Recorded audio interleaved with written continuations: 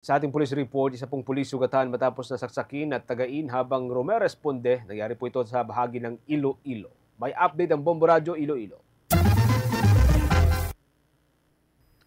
Sugatan sa tiyan dahil sa saksaka at sa tuhod dahil sa tagang isang pulis sa Iloilo matapos siyang rumisponde sa isang kaguluhan sa Barangay Bangkal, Carles, Iloilo. Ito ay si Police Master Sergeant Michael Ilanga, nakadistino sa Carles Municipal Police Station. Sa panayam ng Bombo Radio Iloilo kay Police Lieutenant Colonel Arnel Solis, tagapagsalita ng Police Regional Office 6, sinabi nito na humingi ng saklolo si Christian, pamangkin ni Master Sergeant Ilanga, matapos siyang bugbugin ng 4 na umano'y lasing na lalaki sa Barangay Cabilao Grande sa nasabing bayan. Kasama niya noon sina William at Johnny. Matapos matukoy ang isa sa mga salarin, kaagad na nagtungo sa Barangay Bangkal si Master Sergeant Ilanga kasama ang mga biktima upang imbestigahan ang insidente. Habang nangangalap ng impormasyon, biglang sinuntok si Master Sergeant Ilanga ni alias Edsel, kasunod ang paglusob ni alias Edwin na armado ng bolo.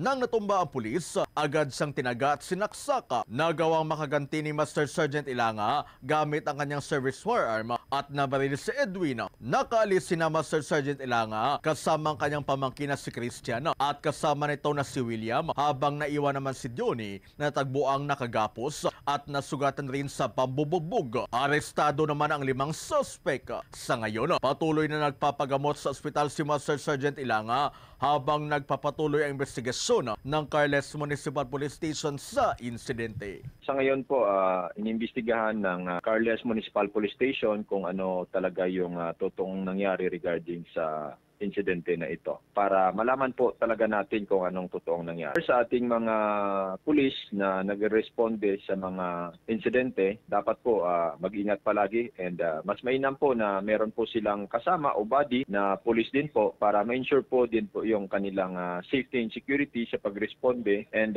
yun nga po para hindi sila ma-overwhelm po ng kalaban in case po magresponde sila. Si Police Lieutenant Colonel Arnel Solis para sa Bombo Network News. Ito si Bombo Christian Echanova Lusada para sa number 1 and most trusted radio network in the country, Bombo Radio Philippines. Basta Radio Bombo.